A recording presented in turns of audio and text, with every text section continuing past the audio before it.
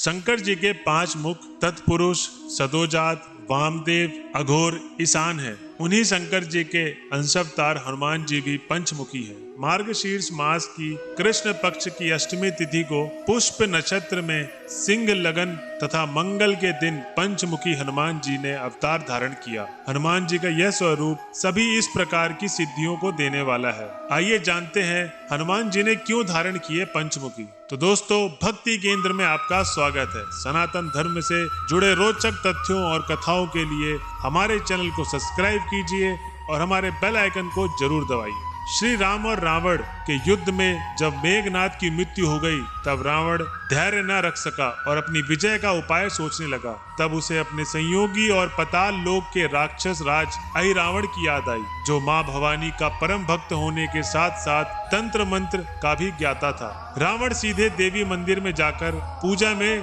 तालीन हो गया। उसकी आराधना से आकृष्ट होकर अहिरावण वहां पहुंचा तो रावण ने उससे कहा, तुम किसी तरह राम और लक्ष्मण को अपनी पुरी में ले आओ और वहां उनका वध कर डालो।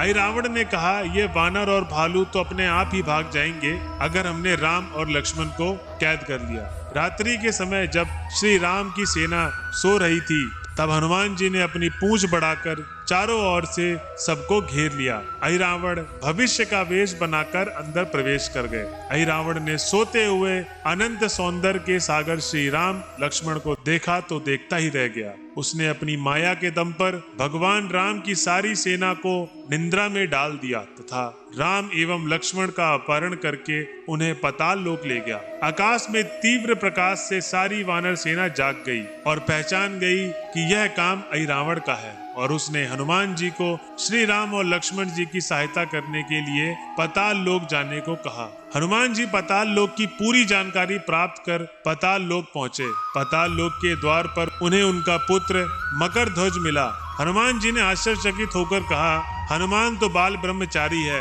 तुम उसके पुत्र कैसे?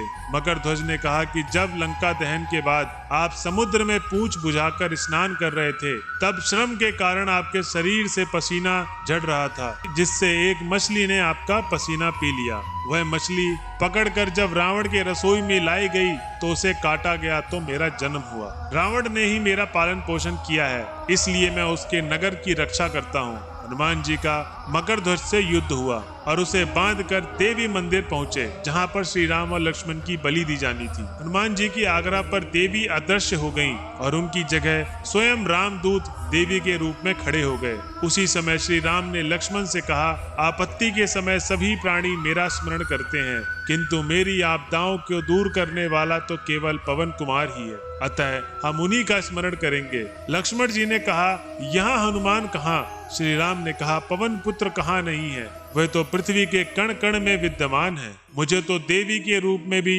उन्हीं के दर्शन हो रहे हैं। हनुमान जी ने वहां 5 दीपक 5 जगह पर 5 दिशाओं में रखे देख, जिससे अहिरावण ने माँ भवानी की पूजा के लिए जलाया था। ऐसी मान्यता थी कि इन 5 दीपक को एक साथ बुझाने पर अहिरावण का वध हो जाएगा। हनुमान जी ने इसी कारण पंचमुखी रूप धारण करके 5 दीपक को बुझा दिए और अहिरावण का वध कर श्री राम और लक्ष्मण को कंधे पर बिठाकर लंका की ओर उड़ चले। तो वहीं पंचमुखी हनुमान जी का पूर्व की ओर वाला मुख वानर का है, जिसकी प्रभा करोड़ों सूर्य के समान है। वह विकराल धड़ु वाला है और उसकी विभूतियां चढ़ी हुई हैं। दक्षिण की ओर वाला मुख नरसिंह भगवान का है। यह अत्यंत उग्र तेज वाला भयानक है, किंतु शरण में आए हुए भय को दूर करने वाला पश्चिम दिशा वाला मुख गरुड़ का है। इसकी चोंच टेढ़ी है।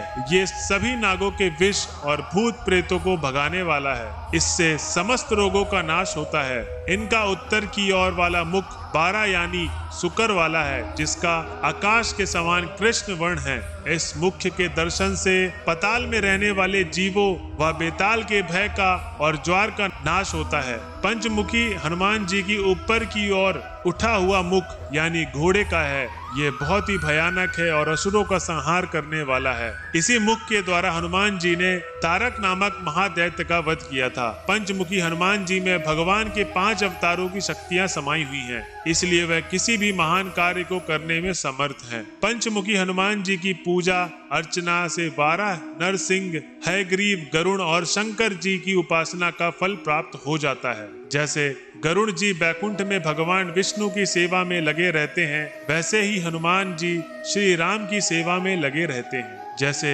गरुड़ की पीठ पर भगवान विष्णु बैठे हैं, वैसे ही हनुमान जी की पीठ पर श्री राम लक्ष्मण बैठते हैं। गरुड़ जी अपनी माँ के लिए स्वर्ग से अमृत लाए थे, वैसे ही हनुमान जी लक्ष्मण के लिए संजीवनी बूटी लेकर आए थे। तो दोस्तों, कैसा लगा हमारा आज का वीडियो आपको? उम्मीद है आपको यह वीडियो पसंद आई होगी। कृपया इस वीडियो को लाइक और शेयर जरूर करें, जिससे हमारा उत्साह बढ़े। और अगर आपके मन में कोई भी क्वेश्चन है जिसके रिगार्डिंग आपको वीडियो चाहिए, तो हमें प्लीज कमेंट बॉक्स में बताएं, हमें बहुत ही अच्छा लगेगा। और आज के लिए धन्यवाद।